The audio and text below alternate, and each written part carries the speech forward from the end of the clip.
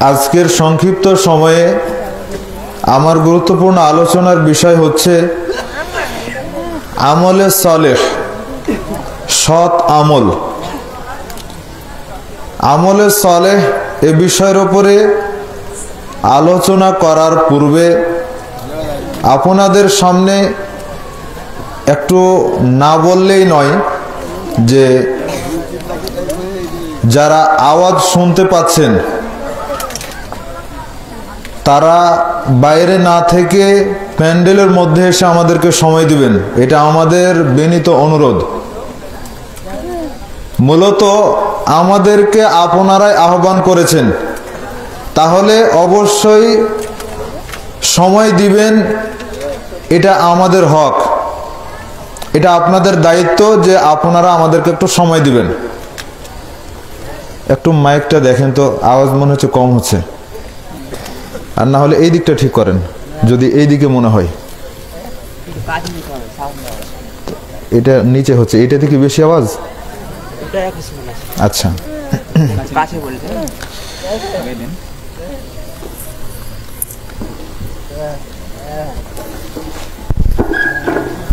ঠিক আছে, এভাবে থাক। সম্মানিত উপস্থিতি, যেই মাজলিসে আপনারা এখন অবস্থান করছেন এই মাজলিসের বিশাল ফজিলত রয়েছে। রাসূলুল্লাহ সাল্লাল্লাহু আলাইহি ওয়াসাল্লাম বলছেন, সহিহ মুসলিম 2699 নম্বর হাদিস, মিশকাতের 204 নম্বর হাদিস, মাজতামা কওমুন ফি বাইতিন মিন বুয়ুতিল্লাহ ইয়াতলুনা কিতাবাল্লাহ ওয়া ইয়াতাদারাসুনাহু বাইনাহুম। রাসূলুল্লাহ সাল্লাল্লাহু আলাইহি ওয়াসাল্লাম বলছেন, কোন জায়গাতে যদি কিছু মানুষ একত্রিত হয়ে আল্লাহ সুবহানাহু ওয়া তাআলার কোরআন, হাদিস এগুলো নিয়ে আলোচনা পর্যালোচনা করে, ইল্লা নাযালাত আলাইহিমুস সাকিনা, তাদের উপরে আল্লাহ তাআলার পক্ষ থেকে প্রশান্তি নাজিল হয়। ওয়া গাশিয়াতহুমুর রাহমাহ, তাদেরকে রহমত দিয়ে ঢেকে দেওয়া হয়। ওয়া হাফাতহুমুল মালাইকা, ফেরেশতা দিয়ে তাদের মাজলিসটাকে পুরোটাই ঘিরে দেওয়া হয়।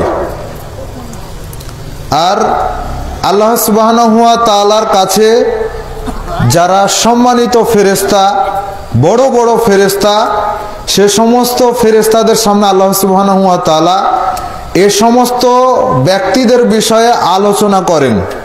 খুব গর্বের সাথে আল্লাহ সুবহানাহু ওয়া তাআলা বলেন যে তোমরা যাদেরকে সৃষ্টি করতে নিষেধ করেছিলে আজকে তারাই আমার কোরআন নিয়ে, ওহী নিয়ে আলোচনা করে। আরেকটা হাদিস রয়েছে, আনাস রাদিয়াল্লাহু তাআলা আনহু বলছেন যে রাসূল সাল্লাল্লাহু আলাইহি ওয়াসাল্লাম বলেছেন, মা জালাসা কওমুন ইয়াযকুরুনাল্লাহ, যে কি কোন একটা জায়গাতে যদি কিছু মানুষ একত্রিত হয়ে আল্লাহ সুবহানাহু ওয়া তাআলার কিতাব নিয়ে আলোচনা পর্যালোচনা করে, নাদা মুনাদিন ইলা সামা, আসমান থেকে আল্লাহ সুবহানাহু ওয়া তাআলার পক্ষ থেকে আওয়াজ দেওয়া হয় যখন আলোচনা শেষের পথে, তখন আওয়াজ দেওয়া হয়, কুমু মাগফুরাল লাকুম, তোমরা দাঁড়াও, তোমাদের গন্তব্যস্থলে চলে যাও, তোমাদেরকে ক্ষমা করে দেওয়া হয়েছে। কুমু মাগফুরাল লাকুম, তোমরা দাঁড়াও, চলে যাও, তোমাদেরকে ক্ষমা করা হয়েছে। ওয়া বুদ্দিলাত সাইয়্যাতিকুম হাসানাত, শুধু ক্ষমা নয়, এই ক্ষমার সাথে সাথে আল্লাহ সুবহানাহু ওয়া তাআলা তোমাদের পূর্বের সমস্ত পাপকে নেকি দিয়ে পরিবর্তন করে দিয়েছেন।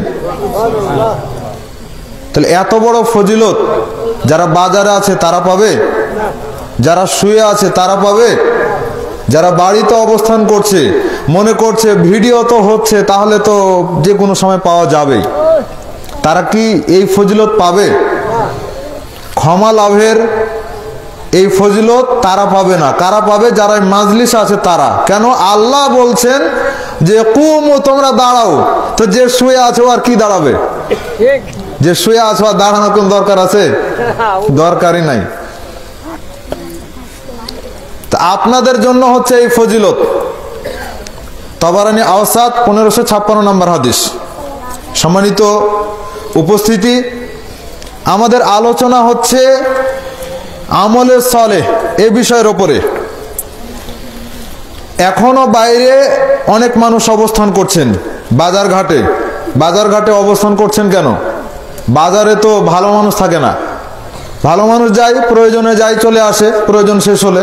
কিন্তু আপনি বাজারে অবস্থান করছেন আর নিজেকে ভালো মানুষ মনে করছেন, এটা তো অসম্ভব, এটা অসম্ভব। অপ্রয়োজনে আপনি সময় নষ্ট করবেন, এটা তো কোনো মুসলিমের জন্য কাম্য নয়। আর মা বোনেরা রাস্তায় কি করে? মা বোনেরা আপনারা রাস্তায় কি করেন? স্বামী কি অযোগ্য না পিতা অযোগ্য? বাইরে এভাবে রাস্তায় অবস্থান করতে হবে কেন? আয়োজন করা হয়েছে আপনাদের সাথে পরামর্শ করেই। তাহলে আমাদেরকে এখানে রেখে আপনারা বাইরে ঘোরাফেরা করছেন, এটা কি ভালো কাজ হচ্ছে? এতদিন আপনারা মনে করতেন যে শেখ হাসিনা আলেমদের উপরে অত্যাচার করে, তা আপনারা কি করছেন? আপনারা কি করছেন? আপনারা কি আলেমদেরকে অপমান করছেন না? অবশ্য এই পরিবেশটা এখানে নাই, কিছু কিছু জায়গায় পাওয়া যায়। ভারতে যখন বক্তব্য দিতে গিয়েছি তখন ওখানে দেখেছি যে রিসিভ করেছে, রিসিভ করার পরে বলছে আপনার কি লাগবে শুধু বলবেন। এই কথা বলার পরে আর নাই। এখন আমি কার কাছে কি চাইবো? শুধু বললো যে আপনার কি প্রয়োজন আপনি বলবেন, শুধু বললেই হয়ে যাবে। এই কথা বলার পরে আর খুঁজে পাওয়া যায় না। বক্তব্য দিতে যাব এর আগ পর্যন্ত আর কাউকে খুঁজে পাওয়া গেল না। কয়েকদিন আগে এইরকম হয়েছে, আমাদের একজন দিনী ভাই শাহিনুর রহমান, চিনেন? শাহিনুর রহমানের সাথে এইরকম একটা আচরণ হয়েছে। আমরা মনে করি আলেমরা টাকা পয়সা নিয়ে কি করবে? তা আলেমরা কি গাছের পাতা খেয়ে জীবন ধারণ করে? রাস্তাতে খরচ হয় না? একটা ডাক্তার 600 থেকে 1000 পর্যন্ত ভিজিট নেয়, ওর জ্ঞানের কারণে ও পরিশ্রম করে পড়াশোনা করেছে, লক্ষ লক্ষ টাকা খরচ করে MBBS ডিগ্রি অর্জন করেছে, তাই সে এতগুলো করে টাকা নেয়। আর আপনি কি মনে করছেন আলেমরা বিনা খরচে আলেম হয়েছে? যারা বক্তৃতার জগতে কাজ করে তারা বিনা খরচে এইভাবে এই পর্যায়ে এসেছে? রাস্তাতে যাওয়া আসা করে খরচ হয় না? না হাওয়ায় উড়ে যায়? আলেমদেরকে অসম্মান করার মতন কোনো কাজ করার চেষ্টা করবেন না। সম্ভবপর চেষ্টা করবেন আলেমদেরকে সম্মান করা। আলেমদেরকে সম্মান করলে আপনার ক্ষতি হবে না। রাসূল সাল্লাল্লাহু আলাইহি ওয়াসাল্লাম বলছেন যে খবরদার তোমার বাড়ির খাবার যেন আল্লাহ ভীরু মানুষ ছাড়া কোনো মানুষ যেন খেতে না পায়। মসজিদের ইমামকে একদিন খাওয়ালে আপনার কাছে ভারী লাগে, হয়তো 4 মাস পরে, একদিন পরে, বছরে একদিন পরে খাবারের দায়িত্ব, তারপরে ওটা আপনার কাছে ভারী হয়ে যায়। এটা তো আপনার পিতামাতারও এইরকম গুণ ছিল না, আপনার দাদারও এইরকম গুণ ছিল না, আপনার মধ্যে কেন এগুলো আসে? এগুলোকে আমলে সলে হতে পারে? এগুলো আমলে সলে নয়। সম্মানিত উপস্থিতি, আলেমদের বিষয়গুলো সবসময় মাথায় রাখার জন্য চেষ্টা করবেন। মূলত যারা বাংলাদেশে এবং অন্যান্য জায়গাগুলোতে কন্ট্যাক্ট করে বক্তব্য দেয় তারা আপনাদের আচার আচরণ দেখেই তারা এগুলো করে। দেখে যে সম্মান করতে জানে না, রাস্তা খরচ ঠিক মতো দেয় না, তখন তারা এগুলো করতে বাধ্য হয়। অনেকেই, সবাই নয়, তবে অনেকেই। আর যাদের খাসলতি হচ্ছে যে কন্ট্যাক্ট করে বক্তব্য দিতে হবে, 60,000 টাকা পেমেন্ট না করলে ওর গাড়ির চাকা ঘুরবে না, আগে কিছু টাকা পরিশোধ করতে হবে, না হলে ডেট লিখবে না, পরে টাকা পরিশোধ না করলে ওর গাড়ির চাকা ঘুরবে না, স্টেজে ওর দেহ খুঁজে পাওয়া যাবে না। এইরকম ওই কিছু খাসলতের মানুষই আছে এইরকম। আল্লাহ তাআলা এই জাতীয় স্বার্থান্বেষীদের থেকে আমাদেরকে হেফাজত করুন, আমিন। আলেমদেরকে একনিষ্ঠতার সাথে দাওয়াতি কাজ করার জন্য সুযোগ করে দিবেন। মনে রাখবেন, আপনি যদি সুযোগ করে দেন তাহলে একজন আলেম অন্তর থেকে কথা বলবে, আর অন্তর থেকে কথা বললে অন্তরে গিয়ে লাগে। কথা বুঝতে পারছেন?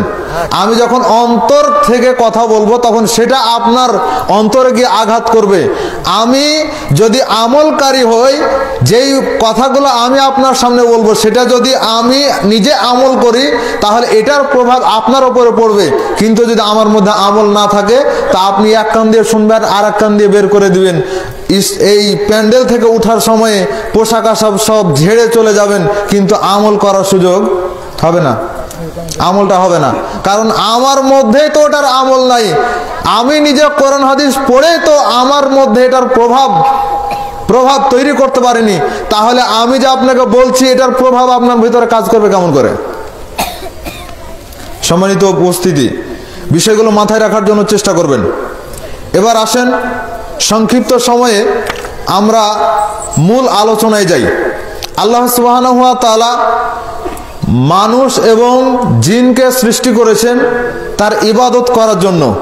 যদি সঠিক ব্যাখ্যায় চলে আসি তাহলে এটা হবে যে আল্লাহ সুবহানাহু ওয়া তাআলা মানুষ এবং জিনকে সৃষ্টি করেছেন তার তাওহীদ প্রতিষ্ঠা করার জন্য। ইয়াকা না'বুদু ওয়া ইয়াকা নাস্তাঈন, ইয়াকা না'বুদু, ইয়াকা না'বুদু এর তাফসীর হচ্ছে যে আমরা আপনার ইবাদত করি, মানে আমরা আপনার তাওহীদ প্রতিষ্ঠা করি, আমরা শুধু আপনারই তাওহীদ প্রতিষ্ঠা করি, শুধু আপনারই আনুগত্য করি। এইরকম আমা খালাকতুল জিন্না ওয়াল ইনসা ইল্লা লিয়াবুদুন, এই লিয়াবুদুন এর তাফসীর ইন্নানি আনাল্লাহ লা ইলাহা ইল্লা আনা ফা'বুদুন এর তাফসীর। এইরকম যত জায়গাতে এই শব্দগুলো রয়েছে তাফসীর হচ্ছে ইল্লা লিইওয়াহিদুন, আল্লাহ সুবহানাহু ওয়া তাআলার একত্ব প্রতিষ্ঠা করা।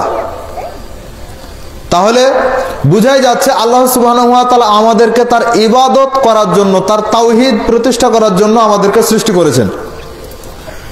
ইবাদত করার জন্য আল্লাহ সুবহানাহু ওয়া তাআলা সৃষ্টি করেছেন।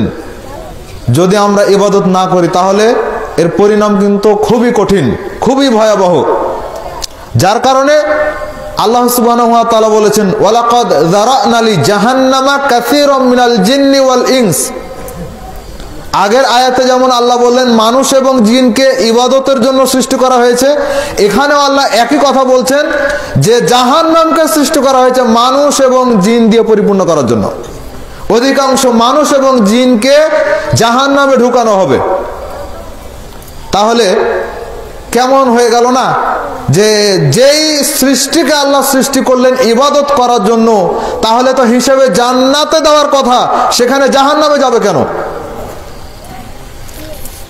গ্রাম অঞ্চলের মানুষ খুব সহজেই বুঝতে পারবেন। ধান চাষ করেছেন, উদ্দেশ্য ছিল ধান হবে, ধান থেকে চাউল বের হবে, তারপরে সেটা বিক্রি করব বা খাবো ইত্যাদি। কিন্তু দেখা গেল যে উদ্দেশ্য পূরণ হলো না, অনেকাংশেই হয়ে গেল সেটা চিটা পাতান। তাহলে সেটা কি হবে? সেটাকে কি বাড়ির ভিতর উঠাবেন? উঠিয়ে ওটাকেই কি রোদে শুকিয়ে ওটা কি আর চাল পাওয়া যাবে? পাওয়া যাবে না। তাহলে ওটার কাজ কি? ওটা পুড়িয়ে দিবেন। আশেপাশে যে মিলগুলো আছে এগুলো তো কি করে? এগুলো পুড়াই দেয়। তো আপনার উদ্দেশ্য ছিল যে ভালো মতো চাষ করব, করে সেখান থেকে ধান হবে, চাউল হবে, কিন্তু দেখা গেল যে কোনো একটা কারণে সেটা হয়ে গেল পাতান। এখন এটার কাজ হবে এটাকে পুড়িয়ে ফেলা। তা আল্লাহ সুবহানাহু ওয়া তাআলা যখন মানব জাতি এবং জিন জাতিকে সৃষ্টি করলেন তার ইবাদত করার জন্য, উদ্দেশ্য যখন পূর্ণ হচ্ছে না তখন আল্লাহ সুবহানাহু ওয়া তাআলা তাদেরকে কোথায় দিবেন? জাহান্নামে দিবেন। লাহুম কুলুবুন লা ইয়াফকাহুনা বিহা, তাদেরকে অন্তর দেওয়া হয়েছে, অন্তর দিয়ে তারা বিবেচনা করে না, বুঝে সবকিছুই, কোনটা হালাল কোনটা হারাম, কোনটা ভালো কোনটা মন্দ সবই বুঝে, তারপরও সেটা তারা পার্থক্য করে আমল করার জন্য চেষ্টা করে না। ওয়ালাহুম আয়ুনুন লা ইউবসিরুনা বিহা, তাদেরকে চোখ দেওয়া হয়েছে, চোখ দ্বারা ভালো কিছু দেখে না। ওয়ালাহুম আযানুন লা ইয়াসমাউনা বিহা, তাদেরকে কান দেওয়া হয়েছে, কান দিয়ে ভালো কিছু শোনে না। উলাইকা কাল আনআম বালহুম আদাল, তারা হচ্ছে পশু প্রাণীর মতো, পশু প্রাণীর মতো, বরং এর চাইতেও নিকৃষ্ট। তো জাহান্নামে কি ভালো জিনিস যাওয়ার কথা? এর নিকৃষ্ট গালাই তো যাবে, ঠিক নয়? এর নিকৃষ্ট গুলোই তো জাহান্নামে যাবে। ভালো দেহ কি জাহান্নামে যাওয়ার কথা? জাহান্নামে যাওয়ার কথা নয়। হারাম দিয়ে নিজের দেহটাকে পচিয়ে ছেড়েছেন, এই পচা দেহ নিয়ে জান্নাতে গিয়ে আরেকজনকে কষ্ট দিবেন? পচা দেহ নিয়ে আরেকজনকে কষ্ট দেওয়ার জন্য আল্লাহ আপনাকে জান্নাতে দিবে? এই দেহটা জাহান্নামের জন্যই উপযোগী। নেশাদার দ্রব্য খেয়ে গোটা শরীরটাকে নষ্ট করেছেন, তো এই দেহর কি প্রয়োজন পড়েছে জান্নাতে দেওয়ার? সম্মানিত উপস্থিতি, ব্যাখ্যায় না যাই, আমলের সলেহ এর উপরে আমরা আলোচনা করব ইনশাআল্লাহ। আমলের সলেহ, আমল মানে হচ্ছে কাজ। যে কোনো কাজ করছেন আপনি, সেটা আরবি হচ্ছে আমল। আমল যার বহুবচন হচ্ছে আমাল, আর সলেহ মানে ভালো, সৎ। তাহলে আমলের সলেহ মানে ভালো কাজ। এখন এই ভালো কাজ আল্লাহ সুবহানাহু ওয়া তাআলা করার জন্য বলেছেন। কোরআনুল কারীমের মধ্যে অনেক জায়গাতে, অর্ধশত জায়গাতে আল্লাহ সুবহানাহু ওয়া তাআলা আমলে সলেহ করার কথা বলেছেন। কোন জায়গাতে শুধু আমল করার কথা বলেননি, কোন জায়গাতে শুধুমাত্র আমল করতে হবে এইরকমটা বলেননি। আপনি আমি শুধু মনে করি, মানে কোন একটা জিনিস দেখলেই মনে করি হ্যাঁ এটাই আমল, এটাই করতে হবে, কিন্তু আল্লাহ কি এরকম ভাবে বলেছেন? না, আল্লাহ বলেছেন আমলের সলেহ করার জন্য। দেখেন, কোরআন খুলেন, যে জায়গাতে যাবেন সে জায়গাতেই যেখানে দেখবেন আমলের কথা, সেখানে আল্লাহ একটা শর্ত দিয়ে দিয়েছেন, আমলের সলেহ, ওয়া আমিলুস সালিহাত। সূরা আসর, মাঝে মধ্যেই সূরা আসর পড়েন, দেখেন আল্লাহ সুবহানাহু ওয়া তাআলা বলছেন যে ওয়াল আসর, সময়ের শপথ। মানে সময়টা অত্যন্ত দামি জিনিস। কেমন দামি জিনিস জানেন? কেমন দামি জিনিস? রাসূল সাল্লাল্লাহু আলাইহি ওয়াসাল্লাম বলছেন, আমার উম্মতের গড় বয়স হচ্ছে 60 থেকে 70 বছর। তো একটা মানুষের বয়স যদি 60 থেকে 70 বছর হয়, তো এটা কি খুব বেশি লম্বা? পূর্ববর্তী নবী উম্মতদের বয়স তো অনেক লম্বা ছিল। নূহ আলাইহিস সালাম 950 বছর জীবিত ছিলেন। 950 বছর অনেক লম্বা সময়। আর আমাদের বয়স 60 থেকে 70 বছর, অনেক কম। তো এত কম সময়, এ সময়টা কতটা গুরুত্বপূর্ণ হতে পারে? তার মধ্যেও দেখা যাচ্ছে যে এই 3 ভাগের 2 ভাগ সময়টাই হচ্ছে পাপ নেকি থেকে মুক্ত। কেমন ভাবে? ইবনে মাজাহ হাদিস নাম্বার 2042-43, রাসূলুল্লাহ সাল্লাল্লাহু আলাইহি ওয়াসাল্লাম বলছেন, ইউরফাউল কালামু সালাসা, 3 শ্রেণীর মানুষের উপর থেকে আল্লাহ সুবহানাহু ওয়া তাআলা কলম উঠিয়ে নিয়েছেন। মানে তার কোনো পাপও লেখা হবে না, নেকিও লেখা হবে না। এখন তো মনে করেন যে এক বাইজেছি, তাহলে যা হবে হোক। 3 শ্রেণীর মানুষের উপর থেকে আল্লাহ কলম উঠিয়ে নেন, তাদের কোনো পাপও লেখা হয় না, নেকিও লেখা হয় না। 1 নাম্বার হচ্ছে ওই শিশু সন্তান, যেই সন্তান এখনো সাবালক সাবালিকা হয়নি, ওর কোনো পাপও লেখা হয় না, কোনো নেকিও লেখা হয় না। তাহলে যদি পাপ নেকির কোনো কাজ করে, তাহলে সেটা যাবে কোথায়? আল্লাহ কি এগুলো বৃথা হিসেবে দিয়েছেন? রাসূল সাল্লাল্লাহু আলাইহি ওয়াসাল্লাম যে বলছেন, 7 বছর বয়স হলে সন্তানকে সালাত পড়ার জন্য বলো, 10 বছর বয়স হলে তাকে সালাতের জন্য পিটাও। তো 10 বছর বয়স হয়ে গেলে এখনো সাবালক সাবালিকাই হয়নি। পরিবেশগত কারণে কিছুটা ভিন্নতা আসতে পারে, তবে অনেকাংশে দেখা যায় 12 থেকে 15 বছর বয়স পর্যন্ত সাবালক সাবালিকা হয় না। এখনকার পরিবেশে এতদূর যাওয়াই লাগবে না। ছোট ছোট বাচ্চা, ছেলে মেয়ে ক্লাস 2-3 থাকতেই প্রেম করে। লা হাওলা ওয়ালা কুওয়াতা ইল্লা বিল্লাহ। ওই পরিবেশটা আমরাই করে দিয়েছি, পিতা মাতারাই করে দিয়েছি। চাঁপাইনবাবগঞ্জের একটা অনলাইন চ্যানেল সিএন বাংলা, সেখানে প্রতি শুক্রবার বিকেল করে আলোচনা করি। আলোচনার ধারাবাহিকতা হচ্ছে পরিবারকে জাহান্নামের আগুন থেকে বাঁচাও। গত কালকে 4র্থ পর্ব আলোচনা করেছি, একটু শোনার জন্য চেষ্টা করেন, দেখবেন অনেক কিছু পাবেন। তো এটা একটা, যে সাবালক সাবালিকা না হওয়া পর্যন্ত তার কোনো পাপ নেকি লেখা হবে না। তাহলে পাপ নেকিগুলো যাবে কোথায়? ওর তো অ্যাকাউন্ট এখনো তৈরি হয়নি, ওর তো আমলনামা এখনো তৈরি হয়নি, তাহলে সেগুলো যাবে কোথায়? এগুলো পিতামাতার অ্যাকাউন্টে যাবে। যারা পথ প্রদর্শক তাদের অ্যাকাউন্টে গিয়ে এগুলো জমা হবে। যখন সে সাবালক সাবালিকা হবে তখন এই আমলটা দুই ভাগে ভাগ হবে, মানে দুই কপি হবে। একটা যাবে পিতামাতার অ্যাকাউন্টে, একটা যে পাপ করছে তার অ্যাকাউন্টে থাকবে। 2 নাম্বার হচ্ছে ঘুমন্ত ব্যক্তি, যে ঘুমিয়ে থাকে, যতক্ষণ ঘুমিয়ে আছে ততক্ষণ স্বপ্নের মধ্যে যদি হজও করে তবু কোনো নেকি হবে না। স্বপ্নের মধ্যে যদি কাউকে হত্যা করে তবুও কোনো গুনাহ হবে না। যদি গুনাহ হতো ও ঘুম থেকে ওঠার পর ওকে ফাঁসিতে লটকাতে হতো, তাই না? স্বপ্নের মধ্যে স্বপ্ন দোষ হয় না? তো যদি শাস্তি হতো তাহলে ঘুম থেকে ওঠার পরে ওকে ফাঁসি দিতে হতো, আর না হলে রজম করতে হতো, তাই না? কিন্তু ওগুলো কিছুই হয় না। 3 নাম্বার হচ্ছে পাগল ব্যক্তি। পাগল ব্যক্তির কোনো পাপ নেকি লেখা হয় না। আল্লাহ সুবহানাহু ওয়া তাআলা কিয়ামতের দিন বিশেষ একটা পরীক্ষা নেবেন, পরীক্ষায় পাস করতে পারলে জান্নাত। তাহলে দেখা গেল 60 বছর বয়সের মধ্যে প্রায় 15 বছর পর্যন্ত সাবালক সাবালিকা হতে সময়, এ সময়ে কোনো পাপ নেকি লেখা হলো না। আবার দেখা গেল 60 বছর বয়সের মধ্যে 3 ভাগের 1 ভাগ সময় আপনি ঘুমিয়েই কাটিয়েছেন। খেয়াল করেছেন? রাতে ঘুমান না, দিনেও তো কিছু সময় ঘুমান। একটা সুস্থ মানুষের জন্য 6 থেকে 8 ঘন্টা পর্যন্ত ঘুমানো লাগে। তাহলে দেখা যাচ্ছে 24 ঘন্টার মধ্যে আপনি 3 ভাগের 1 ভাগ সময় আপনি ঘুমাচ্ছেন। 60 বছরের মধ্যে প্রায় 20 বছর ধরে আপনি ঘুমিয়েছেন। খেয়াল করেছেন? তাহলে এদিকে 15 বছর, ওদিকে 20 বছর, 35 বছর আপনার কোনো পাপ আর নেকি লেখা হয়নি। এখন বাকি থাকলো 25 বছর। এই 25 বছরের পাপ এবং নেকির হিসাব আল্লাহ সুবহানাহু ওয়া তাআলা কিয়ামতের দিন দিবেন। এই সময়টা প্রায় মাঝামাঝি সময়, তাই না? মাঝামাঝি সময়। এই সময়ের হিসাবটা আল্লাহ সুবহানাহু ওয়া তাআলা নেবেন।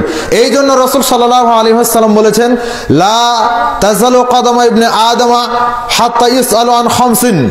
আদম সন্তান এক চুল পরিমাণ কিয়ামতের দিন নড়তে পারবে না যতক্ষণ পর্যন্ত 5টা বিষয়ে সে আল্লাহ সুবহানাহু ওয়া তাআলার সামনে পরিপূর্ণরূপে হিসাব না দিবে। তার একটা হচ্ছে আন উমরিহি ফিমা আফনাহু, তাকে যে সময় দেওয়া হয়েছে, যে বয়স দেওয়া হয়েছে, এই বয়সটা সে কিভাবে কাজে লাগিয়েছে। চিন্তা করা যায়? তাহলে পূর্ববর্তী নবী রাসূলদের বয়সের চাইতে আপনার বয়স কম, তাহলে আপনার বয়সটা গুরুত্বপূর্ণ। আপনার 60-70 বছর বয়সের মধ্য থেকে দেখা যাচ্ছে যে মাত্র 25 বছর, বা দেখা যাচ্ছে কারো বয়স যদি বেশি হয় তাহলে এভারেজে 30 বছরও হতে পারে। তো এই যে সামান্য সময়, এই সময়টুকুর হিসাব আল্লাহ কিয়ামতের দিন নেবেন। তাহলে এই সময়টা কতটা গুরুত্বপূর্ণ আপনি চিন্তা করে দেখেছেন কখনো? আল্লাহ সুবহানাহু ওয়া তাআলা বলছেন ওয়াল আসর, সময়ের শপথ, মানে সময়টা খুবই গুরুত্বপূর্ণ। সময়টা খুবই গুরুত্বপূর্ণ। যেই সময় ঘড়ি আপনি আমি দেখি, এ সময় খেয়াল করে দেখেন 1 মিনিটে হয় 60 সেকেন্ড, তাই না? 1 ঘন্টায় হয় 60 মিনিট, 24 ঘন্টায় 1440 মিনিট, 24 ঘন্টায় 86,400 সেকেন্ড।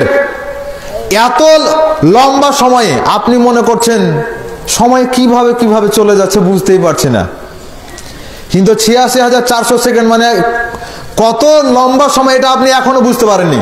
আরেকটু বুঝাই, যারা প্রশাসনিক দায়িত্বে থাকে বা যারা বম বাস্টিং করে, বম নিয়ে কাজ করে, তাদের ট্রেনিংয়ে তাদেরকে সময় দেওয়া হয় 7 সেকেন্ড সময়। এই যে চাবি থাকে, বম মুখে দিয়ে চাবি খুলে বমটা মারতে হবে, এখানে সময় থাকে মাত্র 7 সেকেন্ড।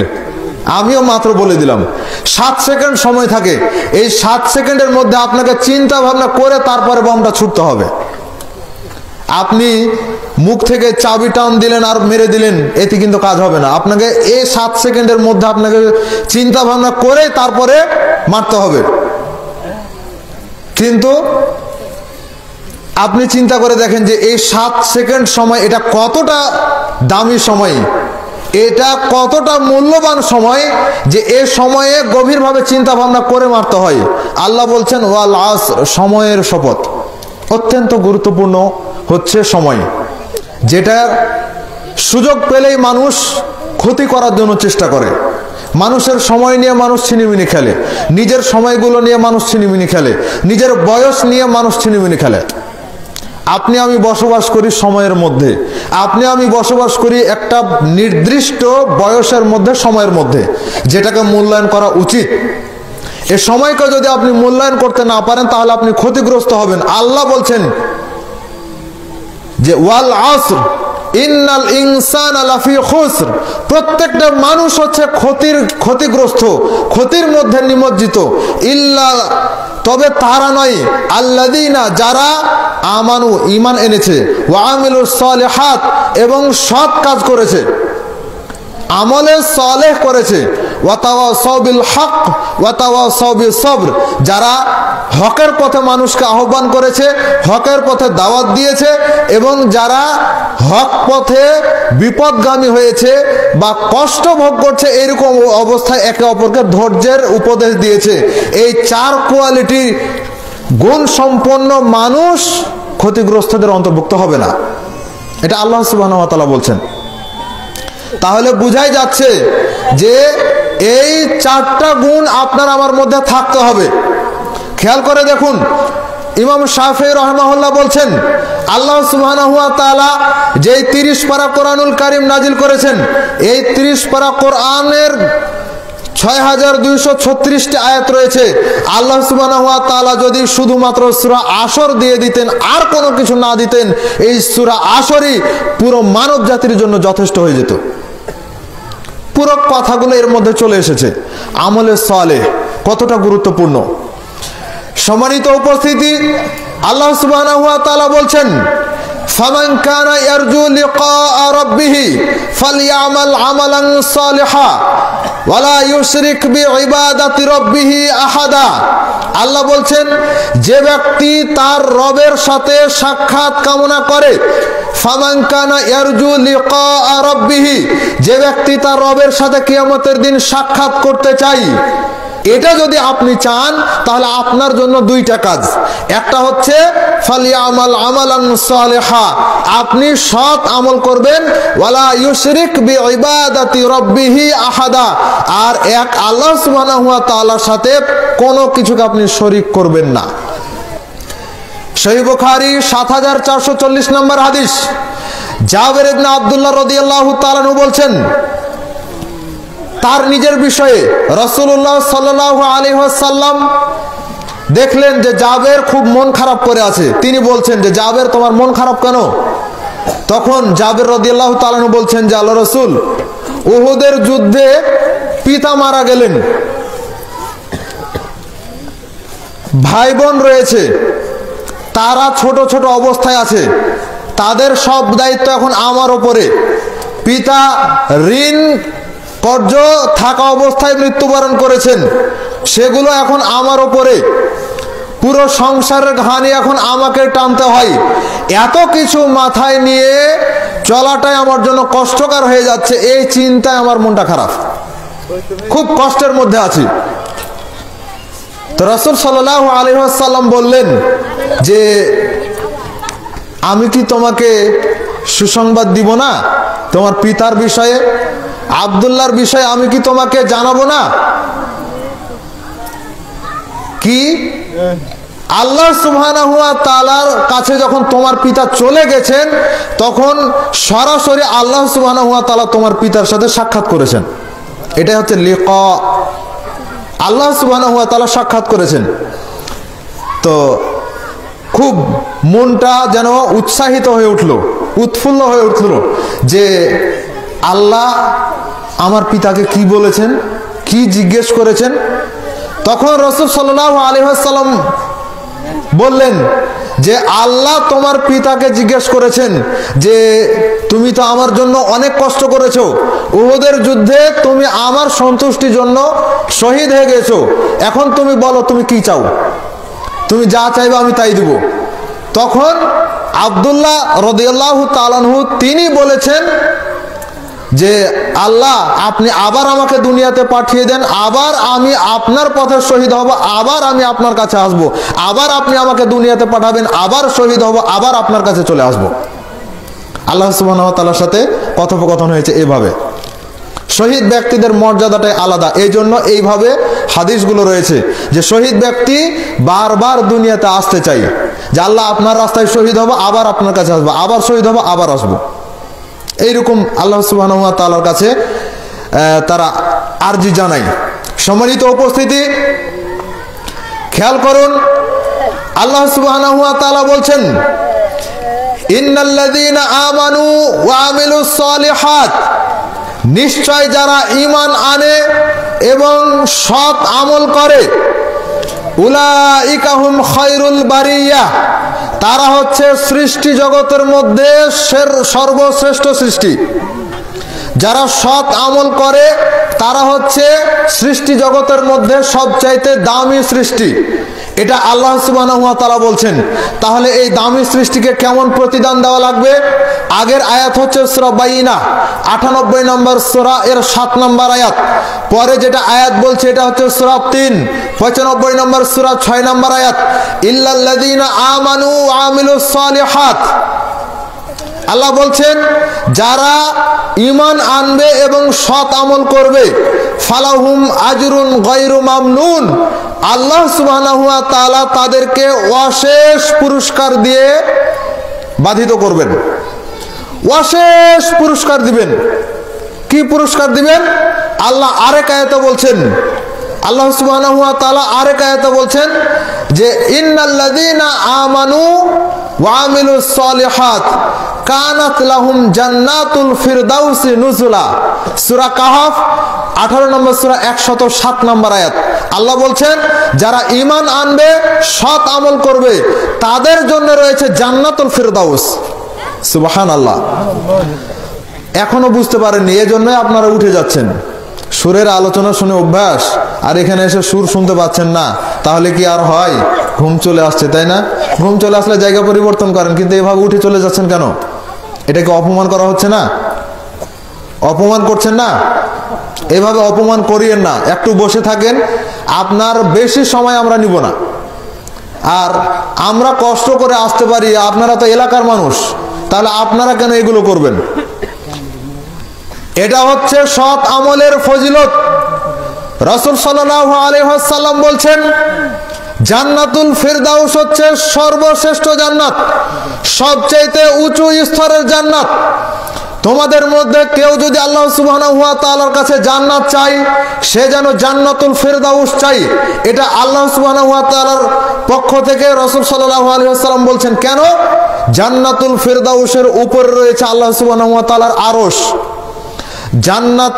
জান্নাতুল ফিরদাউসের উপরে রয়েছে আল্লাহ সুবহানাহু ওয়া তাআলার আরশ।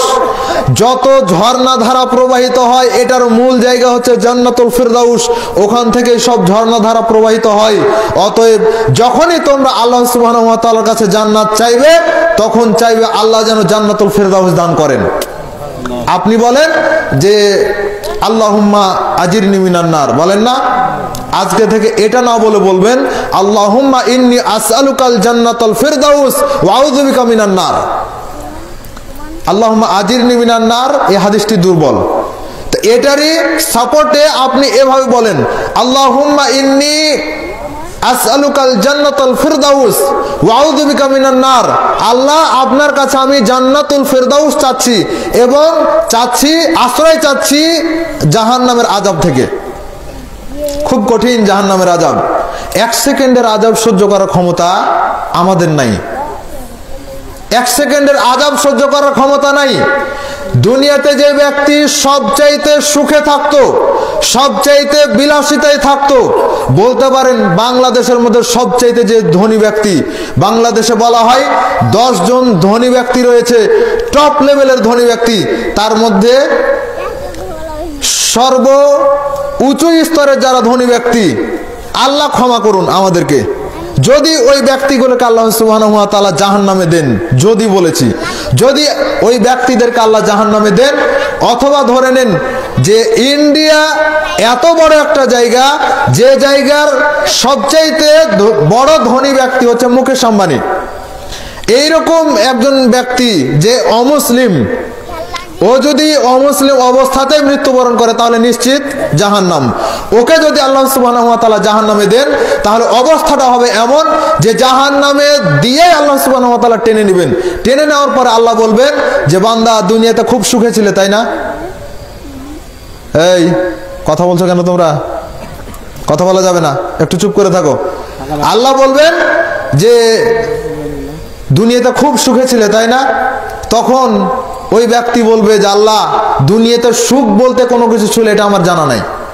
মানে এক সেকেন্ডও নয়, এক সেকেন্ড সময়ও নয়, একেবারে মুহূর্তের মধ্যে আল্লাহ দিবেন আর টেনে নেবেন। এই মুহূর্তটাতে দুনিয়ার সব কিছু ভুলিয়ে দিবে। চিন্তা করতে পারেন? জান্নাতের ক্ষেত্রে অনুরূপ, যে ব্যক্তি দুনিয়াতে সবচাইতে কষ্ট ভোগ করেছে এইরকম একজন ব্যক্তিকে আল্লাহ সুবহানাহু ওয়া তাআলা জান্নাতে দিবেন, দিয়ে সাথে সাথে উঠে নেবেন। আল্লাহ বলবেন বান্দা দুনিয়াতে খুব কষ্টে ছিলে তাই না? তখন ওই ব্যক্তি বলবে আল্লাহ দুনিয়াতে কষ্ট বলতে কিছু ছিল এটা আমার মনে পড়ে না, আমার জানা নাই। তার মানে জান্নাত এত সুখের জায়গা যে এক মুহূর্তের মধ্যে দুনিয়ার সব কষ্ট ভুলে যাবে। জাহান্নাম এত কষ্টের জায়গা যে দুনিয়াতে এত সুখে থাকা সত্ত্বেও ওই ব্যক্তি জাহান্নামে এক মুহূর্তে থাকার মধ্য দিয়ে ও দুনিয়ার সব বিলাসিতা ভুলে যাবে, সব সুখ ভুলে যাবে। দুনিয়াতে কি পরিমাণ বিলাসিতা করে এগুলো। মুকেশ আম্বানির স্ত্রী যে পায়খানা ব্যবহার করে, এই পায়খানার টয়লেট মানে যেটা প্যান ব্যবহার করা আছে, এই প্যানের দামই নাকি 1 কোটি টাকা। চিন্তা করতে পারেন কি পরিমাণ বিলাসিতা। ও যে ঘড়িটা ব্যবহার করে, এই ঘড়ির দামই বিশাল দাম। 1 কাপ চা খাই 25,000 টাকা দাম, ওই ইন্ডিয়ান টাকায়। এত বিলাসিতা। এইরকম ব্যক্তিদেরকে যদি আল্লাহ জাহান্নামে দেয় তাহলে কিরকম অবস্থা হবে? তো ওরা যদি সহ্য করতে না পারে, ওদের টাকা পয়সা, ওদের ক্ষমতা, ওদের ধন দৌলত যদি কিয়ামতের দিন কাজে না লাগে, আপনার আমার লাগবে? লাগবে না। জাহান্নাম থেকে বাঁচার জন্য সৎ আমল লাগবে। সম্মানিত উপস্থিতি, আমরা সৎ আমলগুলোর বিষয়ে সংক্ষিপ্তভাবে কয়েকটা সৎ আমল দেখিয়ে আলোচনা শেষ করব ইনশাআল্লাহ। আপনারা একটু মনোযোগ সহকারে শুনুন। মা বোনেরা যারা রয়েছেন তারা কথাবার্তা বলবেন না, একটু মনোযোগ সহকারে শুনুন, আপনাদের অনেক উপকার হবে। সম্মানিত উপস্থিতি, আসুন দু একটি সৎ আমল আপনার সামনে দাঁড় করানোর জন্য চেষ্টা করি। তার আগে হালকার ওপরে বলে দেই যে সৎ আমল বলতে আপনি আমি যেটাকে সৎ বলি সেটাই সৎ, নাকি আল্লাহ এবং তার রাসূল যেটাকে সৎ বলবে সেটা? আল্লাহ এবং তার রাসূল যেটাকে বলে দিবে যে হ্যাঁ এটা হচ্ছে সৎ আমল, সেটাই হচ্ছে সৎ আমল। আপনি আমি বললে হবে না, বড় হুজুর বললে হবে না, পীর সাহেব বললে হবে না, পৃথিবীর কেউ বললে সেটা হবে না। একমাত্র আল্লাহ সুবহানাহু ওয়া তাআলা বললে হবে, এবং আল্লাহর পক্ষ থেকে ওহী প্রাপ্ত নবী রাসূলরা যদি বলেন সেক্ষেত্রে সেটা হবে। আর আমরা শেষ নবীর উম্মত হিসাবে পূর্ববর্তী কোন নবীর আমল, তার উম্মতদের কোন আমল যদি আমাদের মধ্যে আসে তাহলে সেটাও হতে হবে নবী সাল্লাল্লাহু আলাইহি ওয়াসাল্লামের সিগনেচারকৃত আমল, অনুমোদনকৃত আমল। কথা বুঝতে পেরেছেন? সূরা মুহাম্মদ 47 নম্বর সূরা 33 নম্বর আয়াত, আল্লাহ সুবহানাহু ওয়া তাআলা বলছেন ইয়া আইয়ুহাল্লাযীনা আমানু, হে ঈমানদারগণ, আতিউল্লাহ, আল্লাহর আনুগত্য করো, ওয়া আতিউর রাসূল, রাসূলের আনুগত্য করো, ওয়ালা তুবতিলু আমালাকুম, আর তোমাদের আমলগুলোকে বাতিল করো না। কি বুঝতে পারলেন? আল্লাহর আনুগত্য করতে হবে, রাসূলের আনুগত্য করতে হবে, নিজের আমল বাতিল করা যাবে না। এটার মানে হচ্ছে এই যে আল্লাহর আনুগত্য করলেন, পদ্ধতি যদি রাসূলের দেওয়া পদ্ধতি অনুযায়ী না হয় তাহলে ওই আমল বাতিল হবেই হবে, সেটা যত বড় আমল হোক। রাসূল সাল্লাল্লাহু আলাইহি ওয়াসাল্লামের পদ্ধতিতে আমল করলেন, কিন্তু সেটা আল্লাহ সুবহানাহু ওয়া তাআলার সন্তুষ্টির জন্য হয়নি, ওই আমল বাতিল হবে হবে, তাতে যত বড় তাহাজ্জুদ গুজারি হোক না কেন। দুইটা শর্ত আল্লাহ সুবহানাহু ওয়া তাআলা দিয়েছেন, দুইটা শর্তকে পুঙ্খানুপুঙ্খ রূপে আমল করে তারপরে কাজ করতে হবে।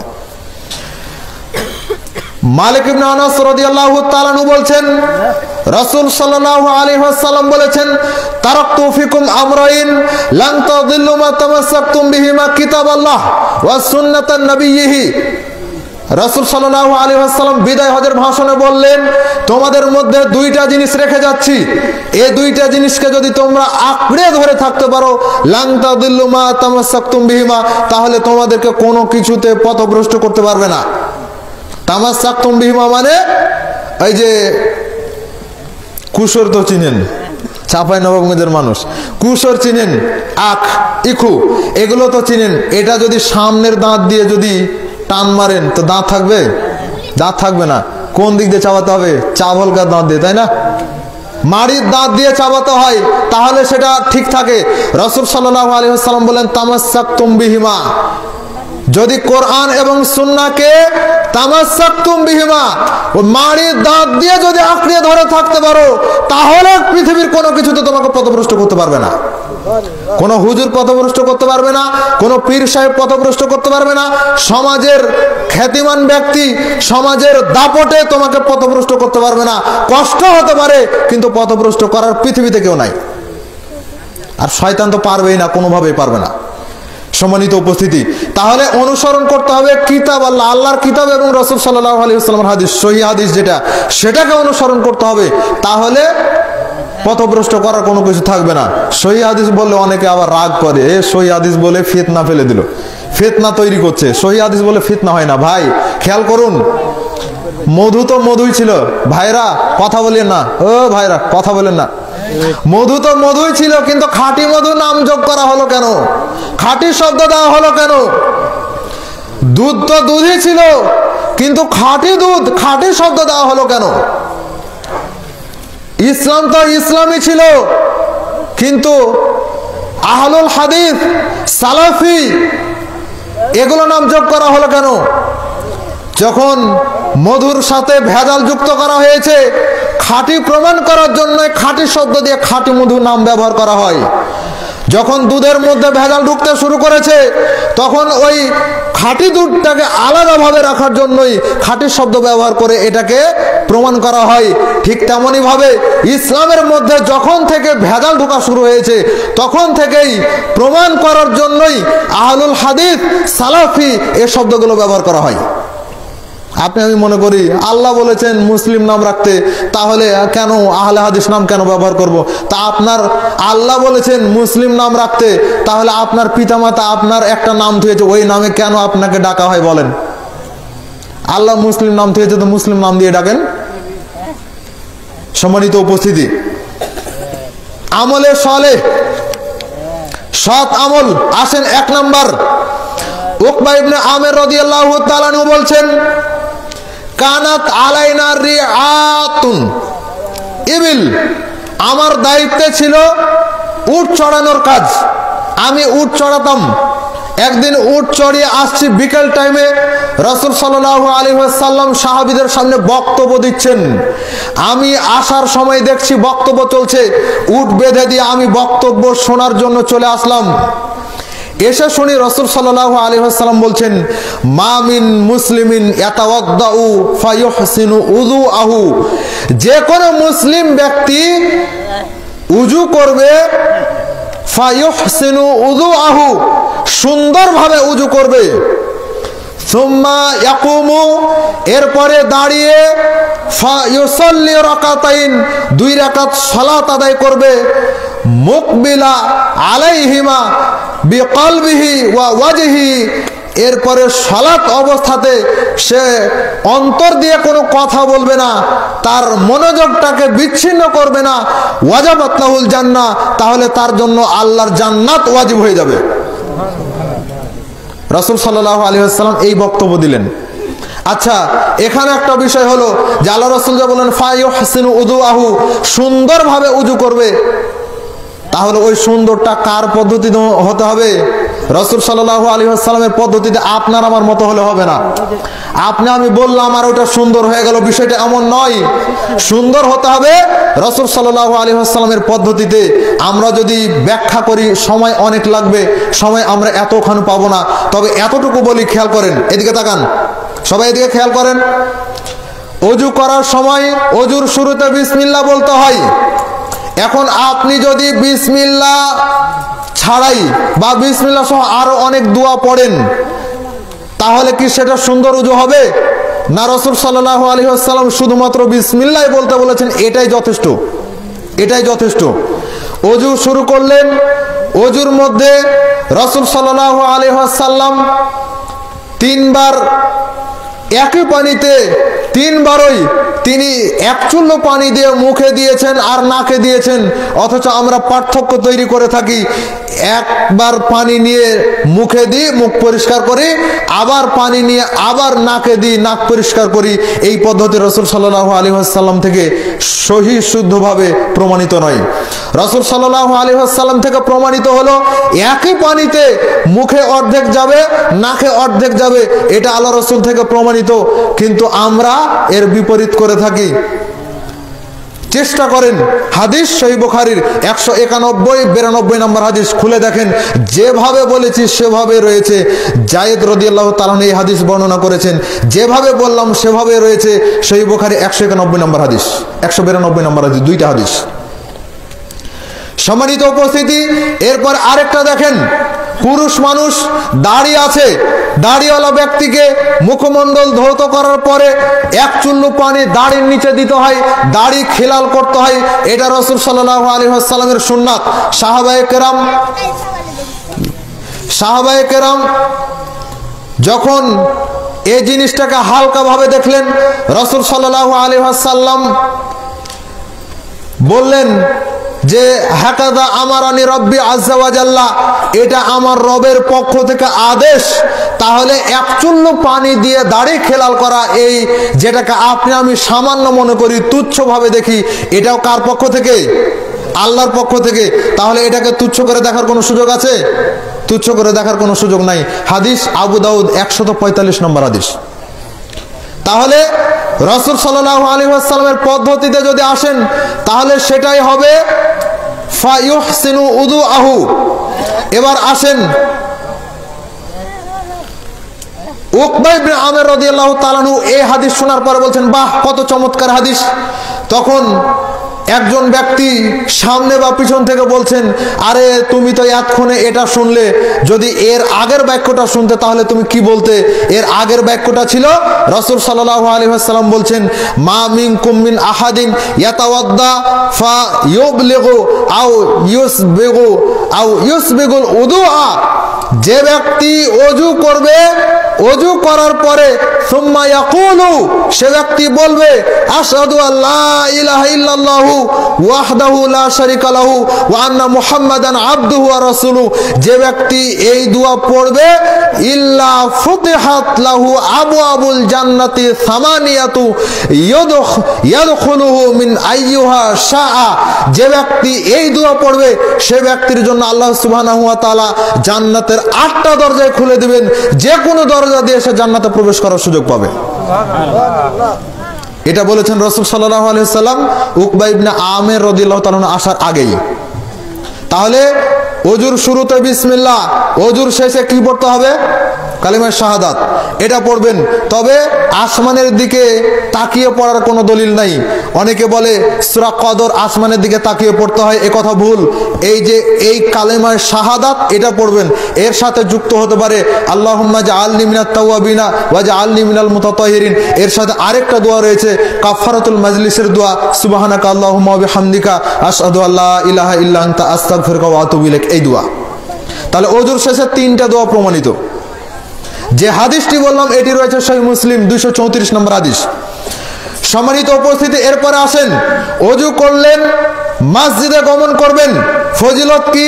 আবু হুরায়রা রাদিয়াল্লাহু তাআলা বলছেন, রাসূল সাল্লাল্লাহু আলাইহি ওয়াসাল্লাম বলেছেন, আলা আদুল্লুকুম আলা মা ইয়ামহুল্লাহু বিহিল খাতায়া।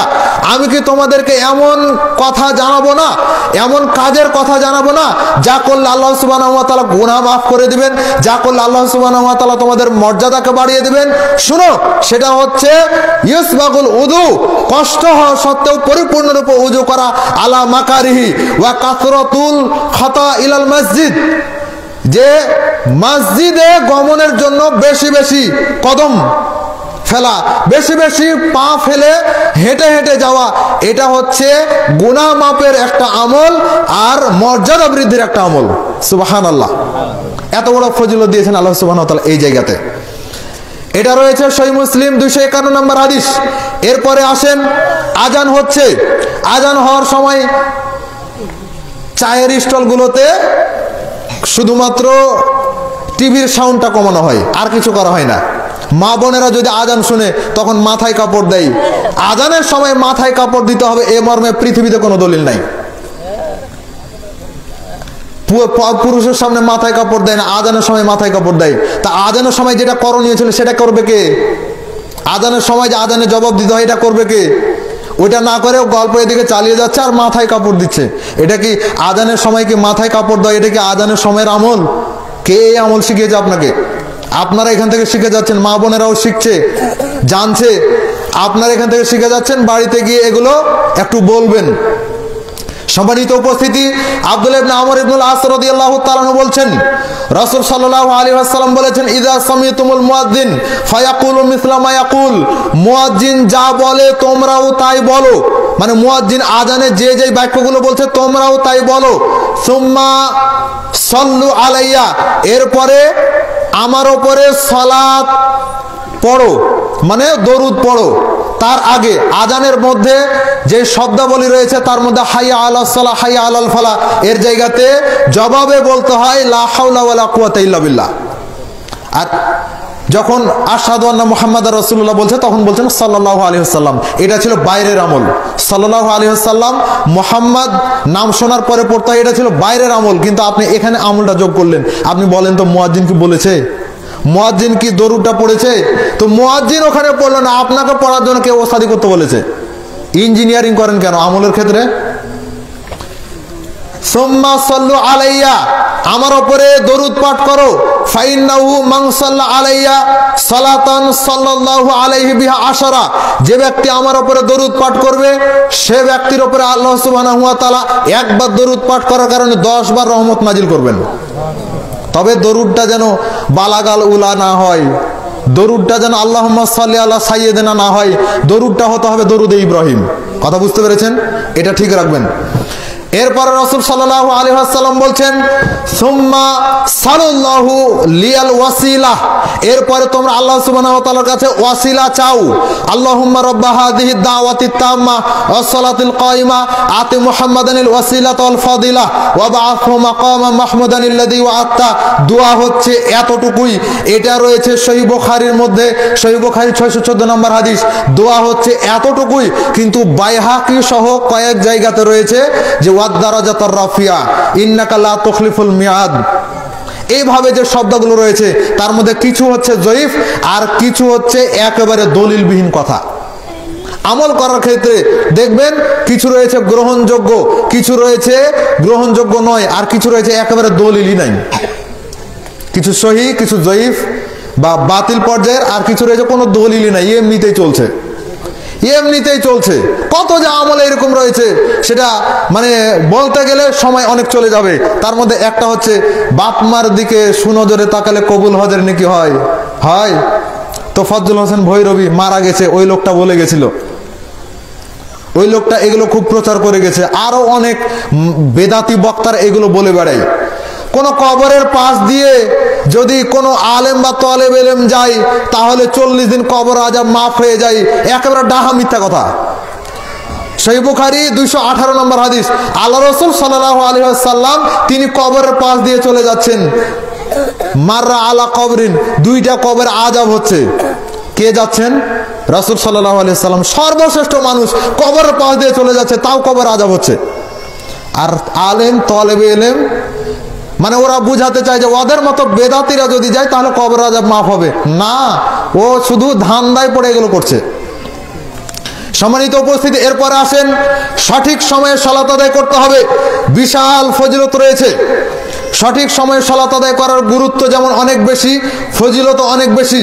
উবাদা বিন সামিত রাদিয়াল্লাহু তাআলা আনহু বলছেন, রাসূল সাল্লাল্লাহু আলাইহি ওয়াসাল্লাম বলেছেন, খামসুস সালাওয়াত ইফতারাদাহুন্নাল্লাহু তাআলা আল্লাহ সুবহানাহু ওয়া তাআলা যে 5 ওয়াক্ত সালাত দিয়েছেন, এই 5 ওয়াক্ত সালাত ফরজ করেছেন।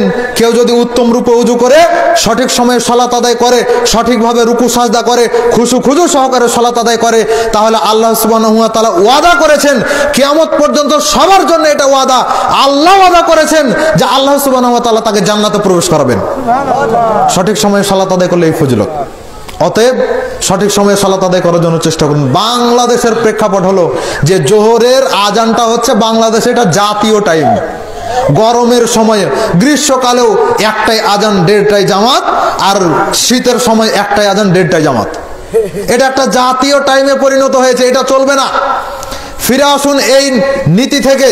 নাসাই সহিহ সনদে বর্ণিত হাদিস 499 নম্বর হাদিস, রাসূল সাল্লাল্লাহু আলাইহি ওয়াসাল্লামের বর্ণনা দিয়ে সাহাবায়ে কেরাম বলছেন যে আল্লাহ রাসূল গরমের সময় একটু দেরিতে সালাত পড়তেন, আর শীতের সময় আগে সালাত পড়তেন, জোহরের সালাত। আর আপনি আমি কি করছি? একবারে বেঁধে রেখে দিয়েছি, একবারে শিল মেরে থিয়ে দিয়েছি, আর যেন নড়ে না চড়ে না, এইরকম করে দিয়েছি। এগুলো থেকে বেঁচে থাকার জন্য চেষ্টা করুন। সম্মানিত উপস্থিতি, একেবারে আলোচনা গুটিয়ে নিচ্ছি। সালাতে জামাতের সাথে সালাত পড়া অনেক ফজিলতপূর্ণ আমল, অবশ্যই আদায় করার জন্য চেষ্টা করবেন। তারপরে আসেন সালাতে আমিন, সশব্দে আমিন বলা অত্যন্ত ফজিলতপূর্ণ আমল। যদিচ বাংলাদেশের প্রেক্ষাপটে দিনাজপুরের ঘটনা না, দিনাজপুরে আমিন জোরে বলার কারণে মসজিদের মধ্যে একটা ছেলেকে বেধড়ক মেরেছে, তারপরে ওই ছেলেটা মারা গেছে। জোরে আমিন বলার কারণে মার খেতে হয়। আর আপনি আমি মনে করি ছোটখাটো আমল। ওই যে মুফতি সাহেব মাথার ওপরে নিয়ে বলছে, বুখারীর কিতাব নিয়ে বলছে, আল্লাহর কসম করে বলছি, মাথায় বুখারী নিয়ে বলছি যে এই বুখারীর মধ্যে জোরে আমিন বলার কোনো হাদিস নাই। আসলে যে বুখারীর মধ্যে জোরে আমিন বলার হাদিস আছে ওই বুখারী এটা না। বুখারীর দুইটা, ওই দেওবন্দি ছাপা 2টা খণ্ড আছে।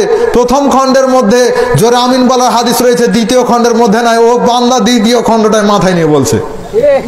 তাহলে কি ওই খণ্ডের মধ্যে হাদিস পাওয়া যাবে? লা হাওলা ওয়ালা কুওয়াতা ইল্লা বিল্লাহ। রাসূল সাল্লাল্লাহু আলাইহি ওয়াসাল্লাম বলছেন, ইদা আমানাল ইমাম যখন আমিন বলে ফাআমিনু, তোমরা আমিন বলো। মা ওয়াফাকা তামিনহু তামিনুল মালায়েকা, যদি তোমাদের আমিন বলা, ইমামের আমিন বলা, ফেরেশতাদের আমিন বলা, সবার আমিন বলা যদি মিলে যায়, গফিরা লাহু মা তাকাদ্দামা মিন যামবিহি, আল্লাহ পূর্বের সমস্ত গুনাহ ক্ষমা করে দিবেন। তাহলে আল্লাহ রাসূল যে বলছেন ইদা আম্মানাল ইমাম আমিন বলে তখন তোমরা আমিন বলো, তাহলে ইমামকে জোরে আমিন বলতে হবে না আস্তে আমিন বলতে হবে? জোরে বলতে হবে। ইমাম আমিন বললে আপনিও জোরে আমিন বলবেন, তাহলেই না আপনার আর ইমামের আমিন ফেরেশতারা শুনতে পাবে। ফেরেশতারা কি গায়েব জানে? আপনি চুপি আমিন বললে কি ফেরেশতারা শুনতে পাবে? পাবে না। তাহলে আপনি আর ইমাম যদি জোরে আমিন বলে তাহলেই না ফেরেশতারা শুনতে পাবে। আর সাথে 3টা আমিন এক জায়গায় হবে। ইমামের আমিন শুরু হবে, তারপর আপনি শুরু করবেন। ইমামের আগে শুরু করলে কিন্তু মিলবে না, আর না মিললে কিন্তু ওই ফজিলত পাবেন না। মনে রাখবেন, এই ফজিলত কিন্তু ইমামের জন্য নয়, এই ফজিলত মুক্তাদিদের জন্য।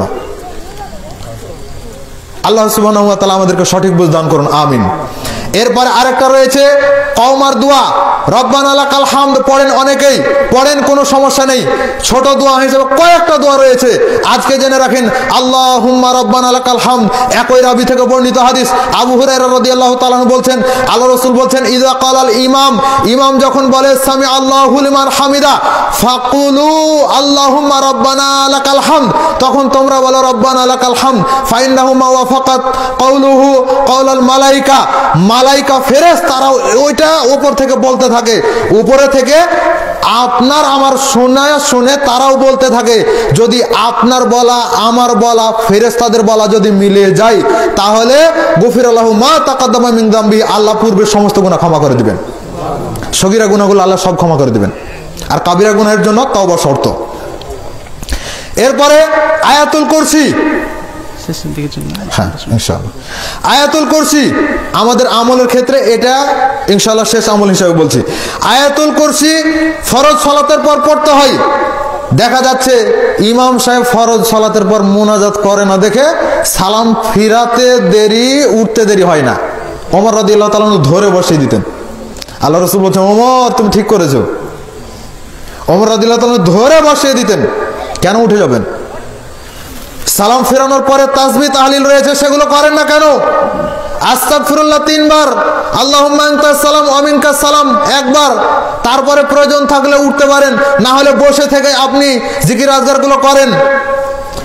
প্রথমে আল্লাহু আকবার বলা, এটা নিয়ে ইখতিলাফ রয়েছে, তবে তদন্ত করেন, তদন্ত সাপেক্ষে যেটা আপনার জন্য, যেটা আপনি সহি মনে করেন, যেটা আপনি আমলযোগ্য মনে করেন সেটা করেন, আমাদের সমস্যা নাই। আমার লেখা একটা বই রয়েছে, সে বইয়ের মধ্যে আস্তাগফিরুল্লাহকে প্রাধান্য দেওয়ার জন্য চেষ্টা করেছি।